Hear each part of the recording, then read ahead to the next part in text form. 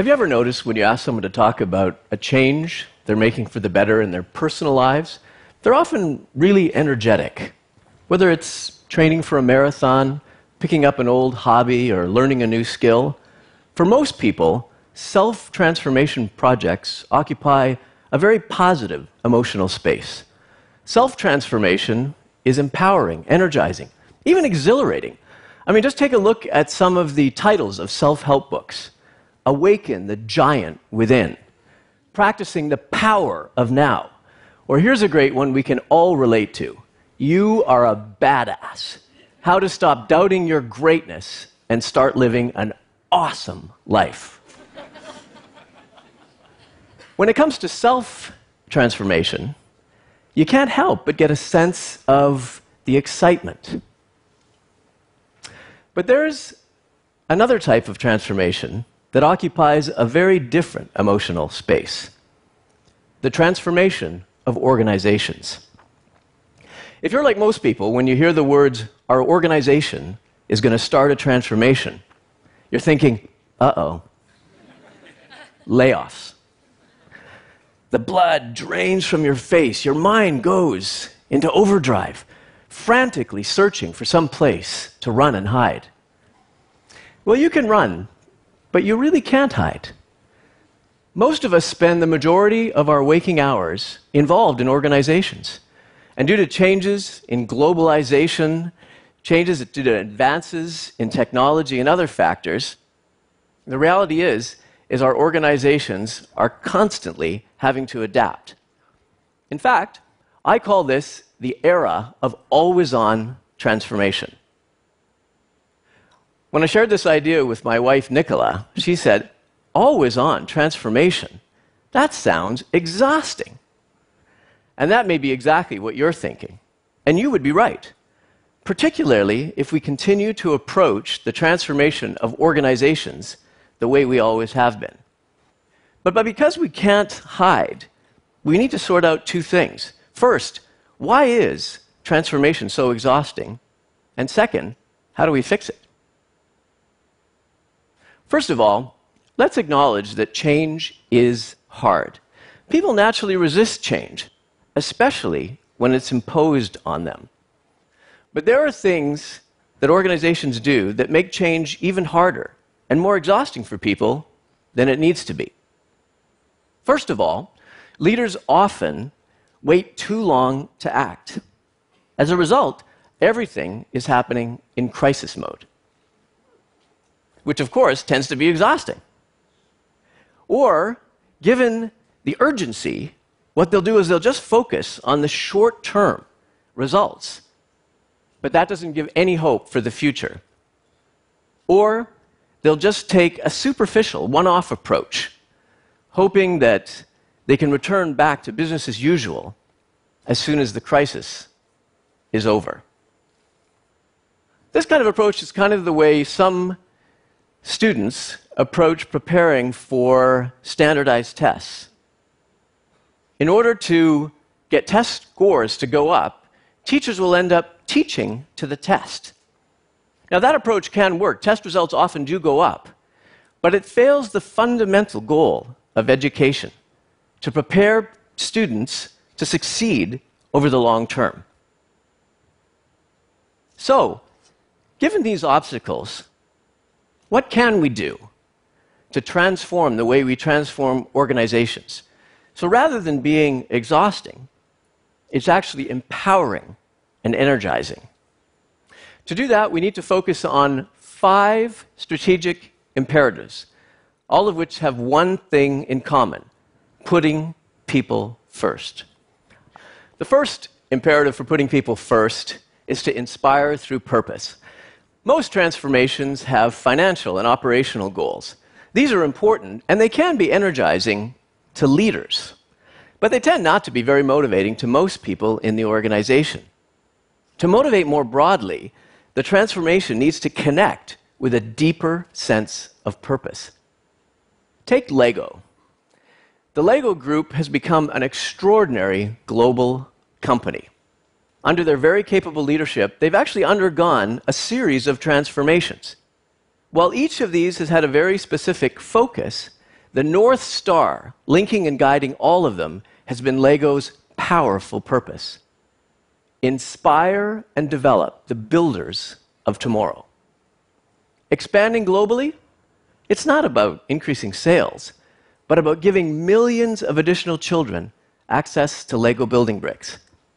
Investment and innovation, it's not about developing new products, but about enabling more children to experience the joy of learning through play. Not surprisingly, that deep sense of purpose tends to be highly motivating to LEGO's people. The second imperative for putting people first is to go all in. Too many transformations are nothing more than headcount cutting exercises, layoffs under the guise of transformation. In the face of relentless competition, it may well be that you will have to take the painful decision to downsize the organization, just as you may have to lose some weight in order to run a marathon. But losing weight alone will not get you across the finish line with a winning time. To win, you need to go all in. You need to go all in. Rather than just cutting costs, you need to think about initiatives that will enable you to win in the medium term, initiatives to drive growth, actions that will fundamentally change the way the company operates, and very importantly, investments to develop the leadership and the talent. The third imperative for putting people first is to enable people with the capabilities that they need to succeed during the transformation and beyond. Over the years, I've competed in a number of triathlons. Frankly, I'm not that good. But I do have one distinct capability. I am remarkably fast at finding my bike. By the time I finish the swim, almost all the bikes are already gone. Real triathletes know that each leg, the swim, the bike, the run, really requires different capabilities, different tools, different skills, different techniques. Likewise, when we transform organizations, we need to be sure that we're giving our people the skills and the tools they need along the way. Kronos, a global software company, recognized the need to transfer from building products, software products, to building software as a service. To enable its people to take that transformation, first of all, they invested in new tools that would enable their employees to monitor the usage of the features as well as customer satisfaction with the new service.